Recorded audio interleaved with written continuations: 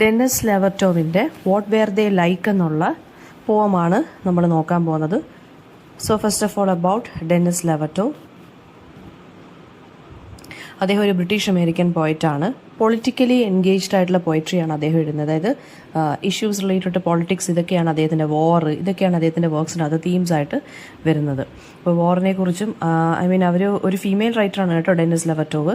വാർ, social justice, human suffering, ഇതിനെക്കുറിച്ചൊക്കെയാണ് അവർ എക്സ്റ്റെൻസീവായിട്ട് എഴുതിക്കൊണ്ടിരുന്നത്. ആൻഡ് 1997 അവർ മരിച്ചത്. 1923 ജനിച്ചു.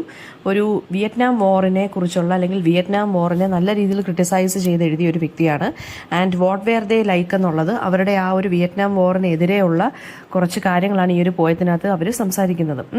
വളരെ ക്ലിയർ ഡയറക്റ്റ് ലാംഗ്വേജിലും ഇമോഷണൽ ഡെപ്തോടുകൂടിയാണ് അവർ എഴുതുന്നത്. ഫ്രീ വേർഡ്സിലാണ് എഴുതുന്നത്, വിത്തൗട്ട് എനി റൈം അല്ലെങ്കിൽ മീറ്റർ.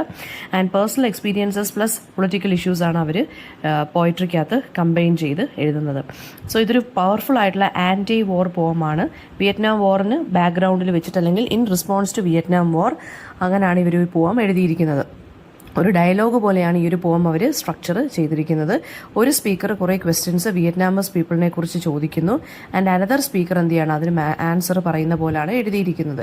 സോ വാറിൻ്റെ ആ ഒരു വളരെ നെഗറ്റീവായിട്ടുള്ള ഇമ്പാക്റ്റിനെ കുറിച്ചും, അതായത് കൾച്ചറിനെ എങ്ങനെ ബാധിക്കുന്നു, ട്രഡീഷനെ എങ്ങനെ ബാധിക്കുന്നു, ഓരോരുത്തരുടെ ലൈഫിനെ എങ്ങനെ ബാധിക്കുന്നു എന്നുള്ളതാണ് നമ്മൾ ഈ പോയത്തിനകത്തൂടെ കാണുന്നത്. അതായത് വാറിൻ്റെ ഡിസ്ട്രക്ഷൻസ് ഹ്യൂമൻ ലോസ് മാത്രമല്ല, ട്രഡീഷൻ്റെയും ആർട്ടിൻ്റെയും ഡെയിലി ലൈഫിൻ്റെയും എല്ലാം ഡിസ്ട്രക്ഷനാണ് അല്ലെങ്കിൽ ഇതന്നെ എല്ലാം ഡിസ്ട്രോയ് ചെയ്യുന്നുണ്ട് എന്തെന്ന് പറയുന്നത് വാറെന്ന് പറയുന്നത്. അപ്പോൾ രണ്ട് വോയിസിലാണ് ആര് പോം എഴുതിയിരിക്കുന്നത്, ലെവർട്ടോവ് വാറിനെ കുറിച്ച് എഴുതിയിരിക്കുന്നത്. അതായത് വാറിന് എങ്ങനെയാണ് പീപ്പിളിൻ്റെ ഐഡൻറ്റിറ്റിയും ഹിസ്റ്ററിയെയും ഒരുപോലെ മായ്ക്കാൻ സാധിക്കുന്നത് എന്നാണ് അദ്ദേഹത്തിനകത്ത് അവരതിനകത്ത് എഴുതി പോയേക്കുന്നത്. പോയതിനെ നമുക്ക് രണ്ട് സെക്ഷനായിട്ട് ഡിവൈഡ് ചെയ്യാം. ഫസ്റ്റ് സെക്ഷൻ എന്ന് പറയുന്നത് 6 ക്വസ്റ്റ്യൻസ് ആണുള്ളത്. സെക്കൻഡ് സെക്ഷൻ എന്ന് പറയുന്നതിനകത്താണ് ആൻസേഴ്സ്. ആ 6 ക്വസ്റ്റ്യൻ്റെ ആൻസേഴ്സ് വരുന്നത് സെക്കൻഡ് സ്റ്റാൻസയ്ക്ക് അല്ലെങ്കിൽ സെക്കൻഡ് സെക്ഷനകത്താണ്. സോ ഫസ്റ്റ് സെക്ഷൻ നമുക്ക് നോക്കാം. But did the people of Vietnam use lanterns of stone? ഇവിടെ ക്വസ്റ്റ്യൻ ഡയറക്റ്റ് ആയിട്ട് അങ്ങ് ചോദിക്കുവാണ് വിയറ്റ്നാമീസ് കൾച്ചറിനെ കുറിച്ച്. അതായത് ബിഫോർ വാർ, അതായത് ആ പ്രീ വാർ കാലഘട്ടത്തിലെ വിയറ്റ്നാമിനെ കുറിച്ച് ആര് ചോദിക്കുകയാണ്, നമ്മുടെ ആ ഫസ്റ്റ് സ്പീക്കർ ചോദിക്കുകയാണ്.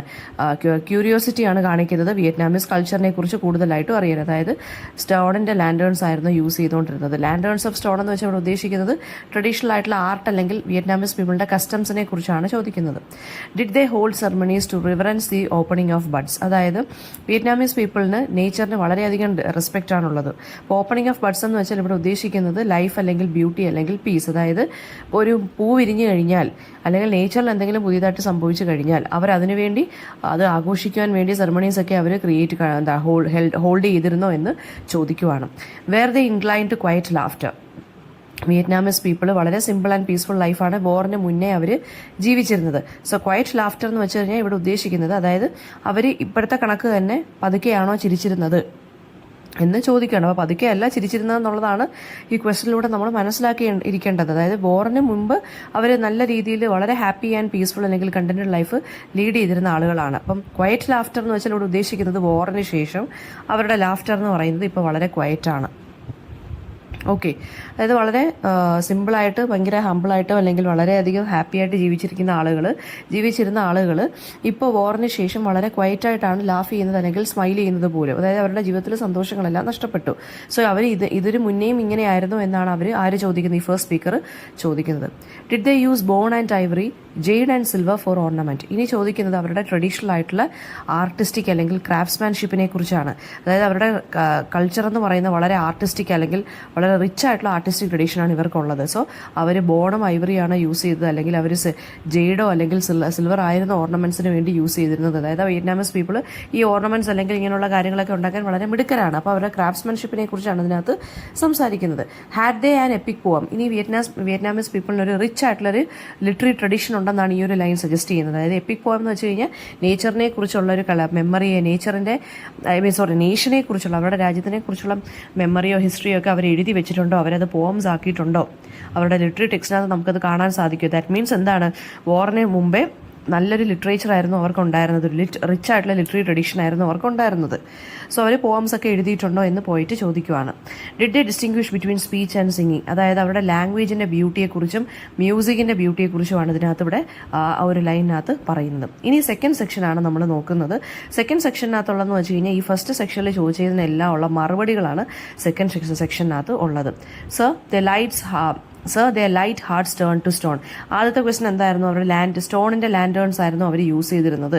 അപ്പോൾ ഫസ്റ്റ് എന്താണ്, അപ്പോൾ അതിൻ്റെ ഉള്ള മറുപടി എന്താണ്, വോർ എന്ന് പറയുന്ന ആളുകളെ കല്ലാക്കി മാറ്റി.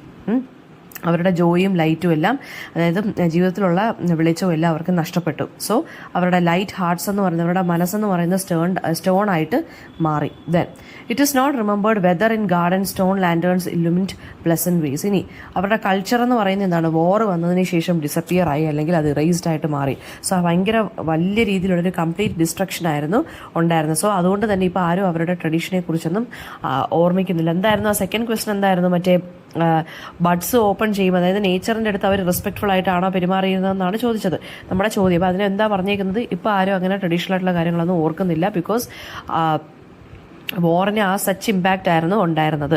വെൻ ബോംബ് സ്മാഷ്, പിന്നെ അടുത്ത when bomb smash those mirrors there was only time to scream. ഇനി എന്താണ് അവരുടെ വോറ്, അത് അവർ ക്വൈറ്റ് ലാഫ്റ്റർ ആയിരുന്നു അവർക്കുണ്ടായിരുന്നെന്ന് ചോദിച്ചില്ലേ. അപ്പോൾ വോർ എന്ന് പറയുന്നത് അവരുടെ ലാഫ്റ്ററിനെ എല്ലാം റീപ്ലേസ് ചെയ്ത് അവരുടെ ലൈഫിൽ ഇപ്പോൾ സഫറിങ്സ് മാത്രമേ ഉള്ളൂ. അപ്പോൾ ബോംബ് എന്ന് പറയുന്നതാണ് ഇപ്പോൾ അവരുടെ മിറേഴ്സിനെ എല്ലാം സ്മാഷ് ചെയ്ത് തകർത്തു, അതായത് അവരുടെ ഐഡൻറ്റിറ്റി റിഫ്ലക്ഷനും എല്ലാം ഇപ്പം ഡിസ്ട്രോയിഡ് ആയിക്കൊണ്ടിരിക്കുകയാണ്. And there is an echo yet of their speech which was like a song. ഇനി എന്താണ് പറഞ്ഞേക്കുന്നത്, അവരുടെ വോയിസിനെ കുറിച്ച്, അല്ലെങ്കിൽ എന്താ പറയുക, അവരുടെ ക്വൈറ്റ് ലാഫ്റ്ററിനെ കുറിച്ചൊക്കെ സംസാരിച്ചില്ലേ. അപ്പം ഇനി എന്താ പറഞ്ഞേക്കുന്നത്, there is an echo yet of their speech which was like a song. അതായത് അവരുടെ വോയിസസ് ഇപ്പോഴും ഉണ്ട്, പക്ഷെ വളരെ ഫെയിൻ്റ് ആയിട്ടാണ് അവർ സംസാരിക്കുന്നതാണെങ്കിലും, എന്താണ് അവരുടെ ആ കൾച്ചർ ആണെന്നുണ്ടെങ്കിലും, ട്രഡീഷൻ ആണെന്നുണ്ടെങ്കിലും, ലൈഫ് സ്റ്റൈൽ ആണെങ്കിലും വളരെ ഫെയിൻ്റ് ആണ്, വളരെ ലോ ആണെന്നാണ് പറയുന്നത്. അതായത് അവരുടെ കൾച്ചർ ഫെയ്ഡ് ആയിക്കൊണ്ടിരിക്കുകയാണെന്ന് വെച്ചാൽ അത്രയും ഡിസ്ട്രക്ഷനൊക്കെ ഹാപ്പൻ ചെയ്തതുകൊണ്ട് തന്നെ അന്യം നിന്ന് പോയിക്കോണം അവരുടെ കൾച്ചർ ആണെങ്കിലും അവരുടെ ലൈഫ് സ്റ്റൈൽ ആണെങ്കിലും. Who can say it is silent now. ഇനി എന്താണ് അവരുടെ എപ്പിക് സ്റ്റോറീസ് ആണെങ്കിലും, അവരുടെ ഹിസ്റ്ററി ആണെങ്കിലും, അവരുടെ വോയിസസ് ആണെന്നുണ്ടെങ്കിലും എല്ലാം ഇപ്പോൾ എന്താണ് വളരെയധികം സൈലൻസ്ഡ് ആയിട്ട് മാറിക്കൊണ്ടിരിക്കുന്നു, അല്ലെങ്കിൽ മാറിയിരിക്കുന്നു. അപ്പോൾ ഇതിനകത്ത് വരുന്ന തീംസ് എന്തൊക്കെയാണ്, വോറും ഡിസ്ട്രക്ഷനുമാണ് ഇതിനകത്ത് വരുന്ന തീം എന്ന് പറയുന്നത്. വിയറ്റ്നാം വോറിനെ ക്രിട്ടിസൈസ് ചെയ്തുകൊണ്ടാണ് ഇത് എഴുതിയിരിക്കുന്നത്. അവരുടെ എൻറ്റയർ കൾച്ചർ എങ്ങനെയാണ് ഈ വോർ കാരണം ഡിസ്ട്രോയിഡ് ആയത് അല്ലെങ്കിൽ ഇറേസ്ഡ് ആയത്. Loss of identity and culture.